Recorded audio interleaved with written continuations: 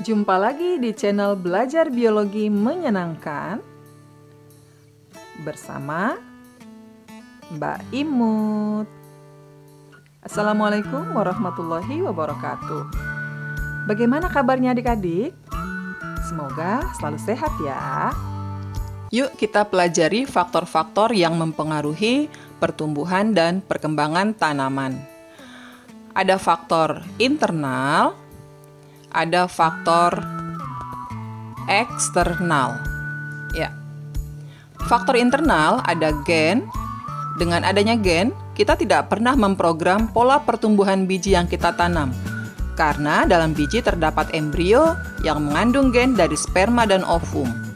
Jadi, dia akan tumbuh dengan sendirinya, membentuk akar, batang, daun, bunga, buah yang bentuknya sama persis dengan induknya karena ada gen. Yang kedua, ada faktor fisiologis, di antaranya ada hormon. Contoh hormon di sini ada asam absisat, kemudian ada auksin, asam traumalin, gas etilen, giberelin, sitokinin, dan hormon kalin. Sementara vitamin pada tumbuhan mempengaruhi pembentukan hormon dan koenzim. Contohnya vitamin B1 atau tiamin, vitamin B6 atau piridoksin, vitamin B12 atau riboflavin. Kemudian ada lagi yaitu vitamin C atau asam askorbat ya. Faktor eksternal diantaranya adalah air, kemudian cahaya, lalu suhu, kemudian kelembapan, lalu ada pH, dan berikutnya adalah nutrisi. Selanjutnya kita bahas tentang hormon atau ZPT. ZPT, zat pengatur tumbuh atau PGR, yaitu Plant Growth Regulator, atau biasa kita kenal dengan sebutan istilah fitohormon. Ada yang secara alami terdapat pada organ tumbuhan, ada yang sintetik ya karena dibuat oleh manusia, karena bioteknologi makin modern ya. Nah, kita bahas yang pertama adalah hormon auksin. Auksin dikenal dalam bentuk senyawa IAA atau asam indol asetat, atau disebut juga IBA ya, yaitu asam indol butirat. Auksin secara alami dapat kita jumpai pada keong mas, bekicot, kecambah ya. Auksin sintetik contohnya adalah asam naftalen asetat. Biasa dikenal dengan NAA. Atau ada juga asam beta naftoksi asetat atau kita sebut dengan BNOA. Selanjutnya fungsi auksin yaitu memacu pemanjangan sel, kemudian memacu dominansi apikal yang terjadi di ujung akar juga di ujung batang atau pucuk tanaman. Lalu proses partenokarpi yaitu buah terbentuk tanpa pembuahan atau polinasi. Akibatnya buah yang terbentuk tanpa biji. Kemudian juga menyebabkan etiolasi, yaitu pertumbuhan tanpa adanya cahaya, namun menggunakan hormon auksin. Ini adalah contoh gambar tanaman yang ditanam secara bersamaan, tapi pot yang satu ditempatkan di luar ruangan, langsung terkena cahaya matahari, sehingga tanaman tumbuh normal, batang tidak terlalu tinggi, daunnya juga berwarna hijau tua. Sementara pot yang satunya ditempatkan di ruangan tanpa terkena cahaya matahari, akibatnya tanaman tumbuh sangat cepat dengan batang yang sangat panjang dan daunnya berwarna kuning pucat. Ya, ini gambar tumbuhan yang mengalami etiolasi ya. Kemudian fungsi lain dari auksin yaitu menghambat absisi atau pengguguran daun dan buah. Lalu dia juga berfungsi untuk pembentukan xilem, floem, akar lateral, dan serabut akar. Selanjutnya, hormon berikutnya adalah sitokinin. Ya, fungsi dari sitokinin adalah yang pertama memacu pembelahan sel, kemudian memacu dominansi lateral atau pembentukan cabang, kemudian pembentukan daun, bunga, dan buah. Lalu dia juga menghambat proses penuaan. Nah, fungsi ini berlawanan dengan fungsi dari hormon auksin ya. Sitokinin alami terdapat pada bonggol pisang, itu banyak juga kita jumpai ya di bonggol pisang, kemudian air kelapa dan jagung muda. Sitokinin sintetik contohnya adalah N6BA atau benzyl adenin. Berikutnya hormon gibberellin. Gibberellin biasanya dalam bentuk GA3 ya, yaitu senyawa asam gibberellic. Nah, fungsi dari hormon gibberellin yang pertama adalah memacu pertumbuhan raksasa, kemudian memacu pembentukan bunga dan biji, lalu memacu proses perkecambahan biji, kemudian dia juga mengakhiri dari dormansi biji, ya. Kemudian proses partenokarpi, yaitu tadi pembuahan ya tanpa penyerbukan. Contoh gibberellin alami terdapat pada rebung atau bambu yang masih muda, kemudian bawang merah. Gibberellin sintetik contohnya Agrogib 40SL dan Progib SL. Selanjutnya, ini adalah asam traumalin. Ya, fungsinya apa? Dia berfungsi untuk regenerasi sel. Ya, regenerasi sel. Dia juga berfungsi untuk penyembuhan luka. Nah, ini contohnya batang karet yang disadap atau dikerat, lalu keluar getah sekaligus mengeluarkan asam traumalin. Sehingga bekas luka sayatan pada batang nantinya akan tertutup kembali, ya, tertutup lagi. Selanjutnya, gas etilen, dikenal dengan ETH atau etena. Fungsi dari gas etilen yaitu memacu proses pematangan buah, kemudian memacu proses absisi daun atau perontokan daun, kemudian dia akan menghambat pembentukan akar, batang, dan bunga. Kemudian, bahan yang mengandung etilen alami bisa kita jumpai pada buah tomat, pisang, apel, mangga ya. Nah, etilen sintetik atau buatan contohnya adalah etrel 480SL dan raptol 400SL. Berikutnya fungsi dari asam absisat. Ya, absisat biasanya dalam bentuk absisic acid atau ABA. Fungsinya sebagai penghambat hormon-hormon pertumbuhan, ya. Lalu fungsi lainnya adalah meningkatkan absisi atau perontokan daun dan proses penuaan. Oke, gambar pertama ini adalah hutan jati yang mengalami perontokan daunnya. Pada musim kemarau, keberadaan air dalam tanah kan sedikit, maka akar juga menyerap air dan unsur hara dalam jumlah sedikit. Maka konsentrasi asam absisat dalam tumbuhan sangat tinggi. Akibatnya, asam absisat akan merontokkan daun. Ya. Dan gambar kedua, ini adalah hutan jati yang sedang bersemi daunnya.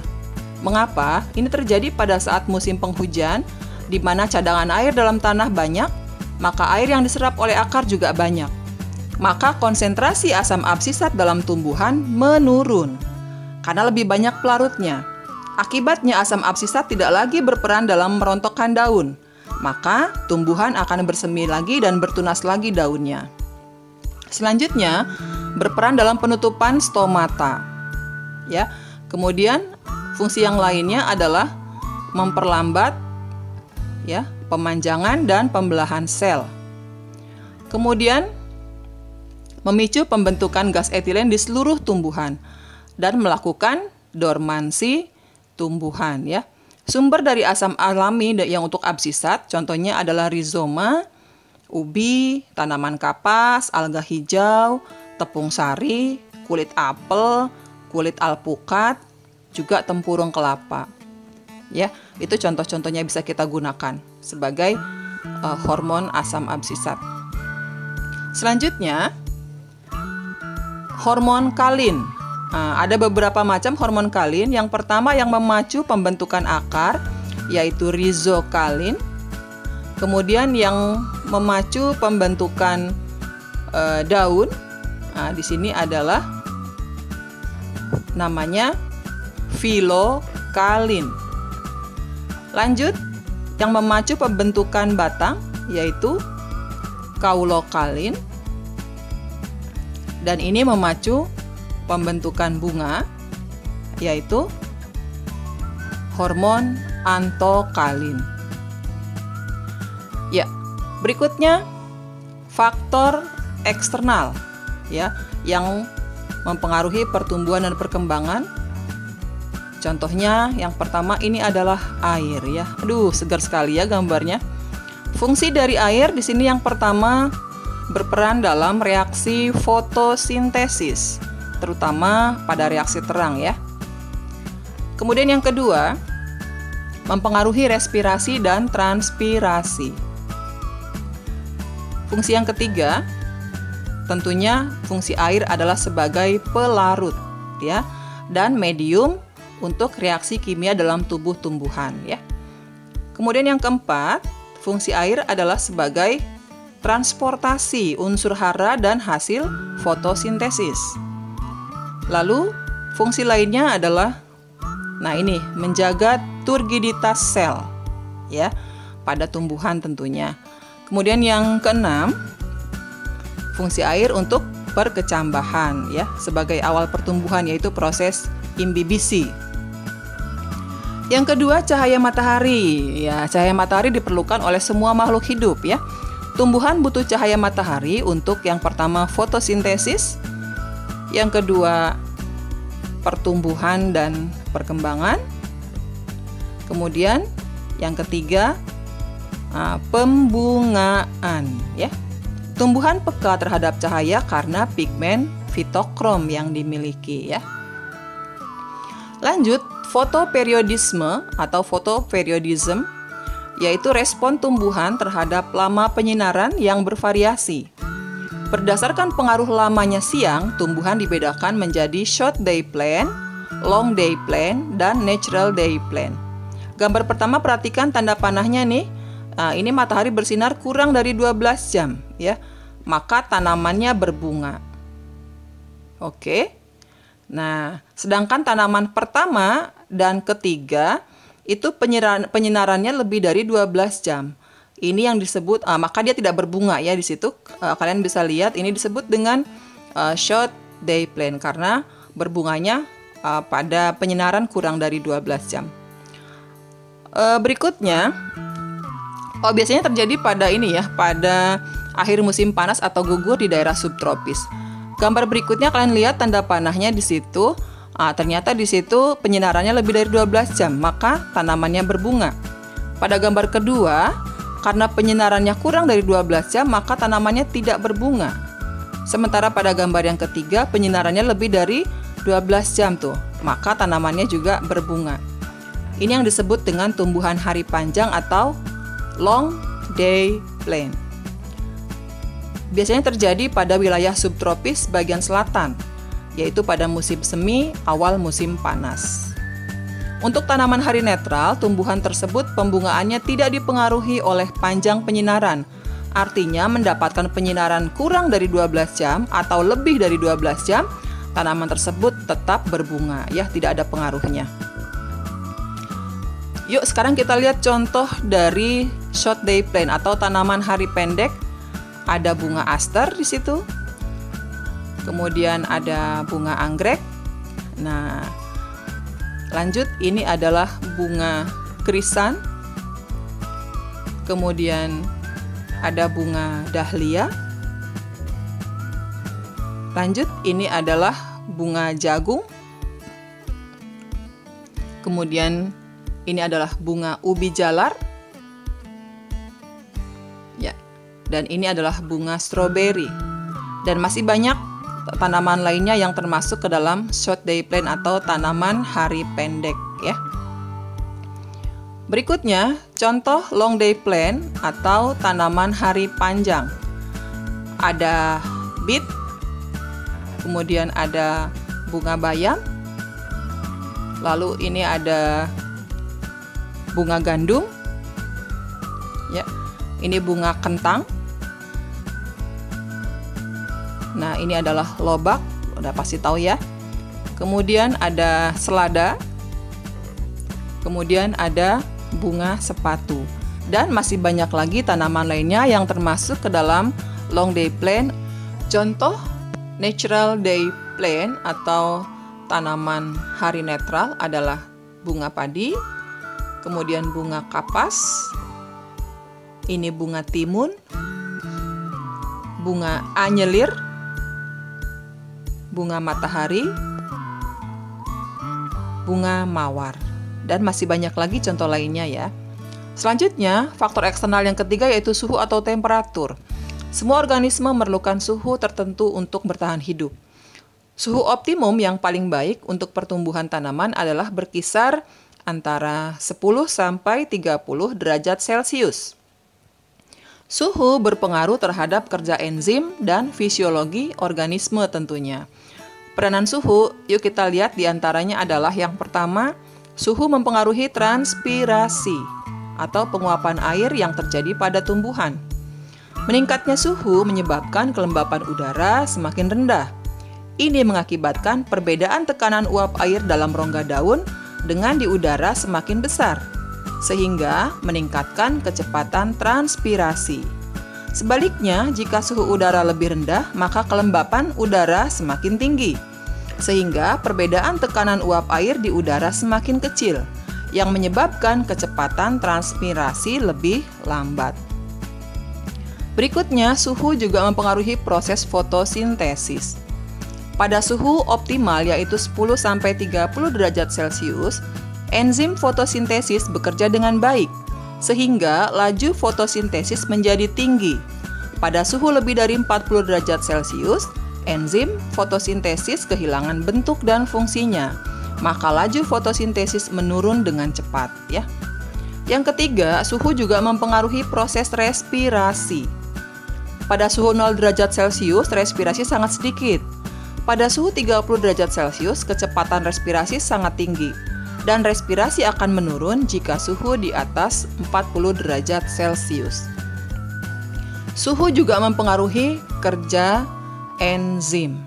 Ya, kita tahu bahwa enzim pada tumbuhan akan bekerja dengan baik pada suhu 10-30 derajat Celcius, sehingga proses metabolisme yang terjadi di dalam tubuh tumbuhan juga akan berjalan lebih efektif ya. Berikutnya yang kelima, suhu juga mempengaruhi dormansi biji, juga tumbuhan. Nah, berikut kita bahas faktor eksternal yang mempengaruhi pertumbuhan dan perkembangan, yang lainnya yaitu pH dan oksigen. Kondisi medium tumbuh untuk tanaman seperti tanah dan air dipengaruhi oleh pH dan juga oksigen. pH optimal itu kisarannya 6-8, yaitu kisaran pH netral ya. Jika pH tanah terlalu asam, dapat diatur melalui pengapuran ya, kita tambahkan kapur. Oksigen dibutuhkan oleh akar ya, diantaranya untuk apa? Pertama, untuk proses respirasi ya, dan juga penyerapan unsur hara ya dalam tanah. Nah, biasanya melalui aerasi medium tumbuh yang baik, sesekali petani itu menggemburkan tanaman menggunakan cangkul agar oksigen tersedia dengan optimal ya. Jadi dibolak-balik tanahnya.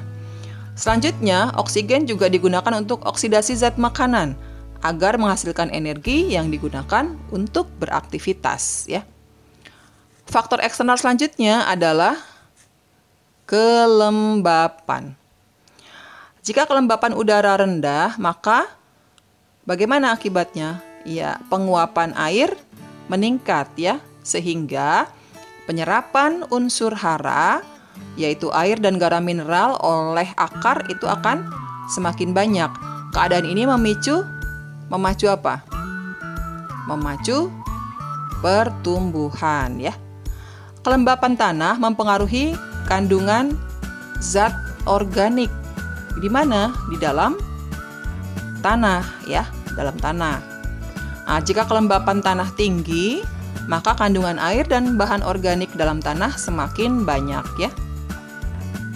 Selanjutnya adalah faktor eksternal yang lain, yaitu nutrisi atau unsur hara yang diperlukan oleh tumbuhan yang dibagi menjadi dua kelompok. Pertama adalah makronutrien, yaitu unsur hara yang diperlukan tumbuhan dalam jumlah makro, yaitu besar ya. Dan yang kedua adalah mikronutrien. Ini unsur hara yang diperlukan tumbuhan dalam jumlah kecil. Meskipun demikian, jika tidak terpenuhi sama sekali, tetap berpengaruh terhadap pertumbuhan dan perkembangan tanaman ya. Sekarang kita lihat yang termasuk unsur makro adalah ada unsur C, H, O, N, S, K, Ca, P, dan Mg. Kalau untuk lebih gampangnya kita baca cons kacap Mg ya, yaitu ada karbon, hidrogen, oksigen, nitrogen, sulfur, kalium, kalsium, fosfor, dan magnesium ya. Selain yang kita sebutkan ini, berarti dia termasuk ke dalam kelompok mikronutrien ya. Nah, ini adalah tabel unsur-unsur yang termasuk makronutrien. Sumbernya, fungsi, dan apa yang akan terjadi jika mengalami defisiensi atau kekurangan unsur tersebut bisa kita lihat di tabel ini. Contoh unsur karbon, sumber karbon adalah CO2. Fungsi karbon adalah berperan dalam reaksi fotosintesis sebagai penyusun bahan dasar senyawa organik, diantaranya ada karbohidrat, lemak, protein, dan enzim. Jika tumbuhan mengalami defisiensi atau kekurangan karbon, maka pertumbuhan dan metabolismenya akan terhambat ya. Nah, untuk unsur lainnya kalian bisa baca sendiri ya adik-adik. Baik Imut rasa tabelnya cukup jelas. Tabel kedua ini adalah unsur-unsur yang termasuk mikronutrien. Sebagai contoh unsur Fe, yaitu ferro atau biasa kita kenal dengan besi. Sumber Fe adalah Fe2 positif, Fe3 positif. Fungsi Fe berperan dalam sintesis protein dan pembentukan klorofil. Jika tumbuhan kekurangan Fe, maka tumbuhan akan mengalami klorosis atau gagalnya pembentukan klorofil, sehingga daun tidak berwarna hijau tapi berwarna kuning pucat. Nah, untuk unsur lainnya bisa dibaca sendiri ya. Semoga tabel ini bisa membantu adik-adik mempelajarinya. Oke, pertemuan kali ini Mbak Imut akhiri dulu ya. Semoga kalian semakin mengerti materi faktor-faktor yang mempengaruhi pertumbuhan dan perkembangan tanaman. Next, kita bahas pertumbuhan dan perkembangan pada manusia ya. Sampai jumpa di sesi berikutnya. Semoga kalian tetap senang belajar bareng Mbak Imut. Oke? Sukses, sukses, sukses. Wassalamualaikum warahmatullahi wabarakatuh.